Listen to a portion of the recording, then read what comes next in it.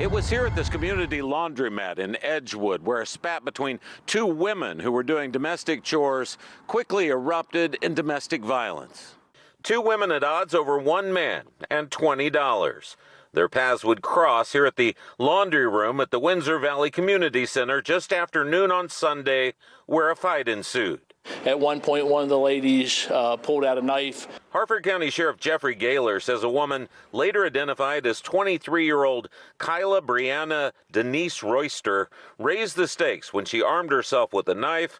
And according to charging documents, Royster left her victim with a deep 10-inch laceration on the side of her neck, along with a cut to the forehead. The individual who was stabbed, she was transported to shock trauma.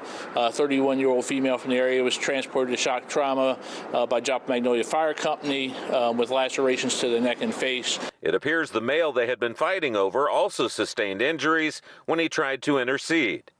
Royster fled the scene in a car, but with the help of surveillance video and tips from the community, investigators tracked her down in Baltimore County Monday night and arrested her.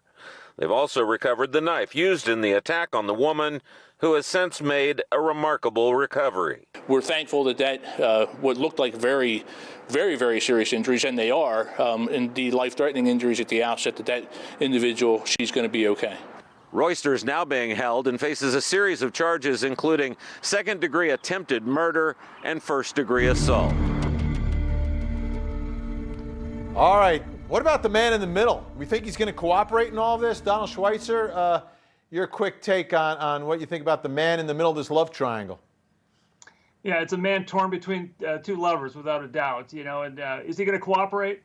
Well, it will be a matter of which one he likes the most and whether or not, you know, he feels some guilt because of this. One of them is a scorned lover, and you know, somebody brought a knife to the laundromat. So you wonder, you know, what transpired right before that. Is she a stalker? Is she obsessed? Was there a prior history? We don't know from the tape here, but he may not have any choice but to cooperate. The police may interview him, or probably did interview him, and he'll probably be called to court whether he likes it or not.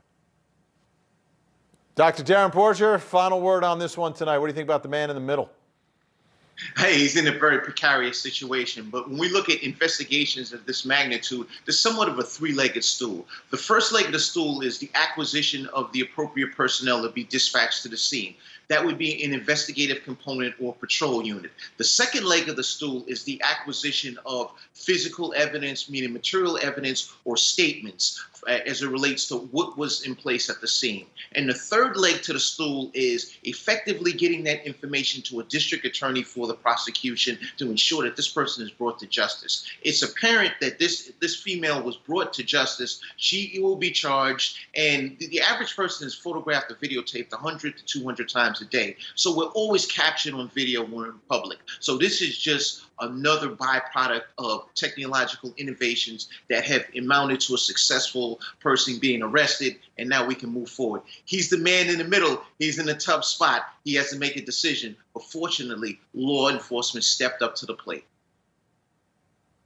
All right, great job. Dr. Darren Porcher, first time in Crime Time. Awesome, great to have you aboard. Hope you come again. Donald Schweitzer, you're a regular, so we'll see you again for sure.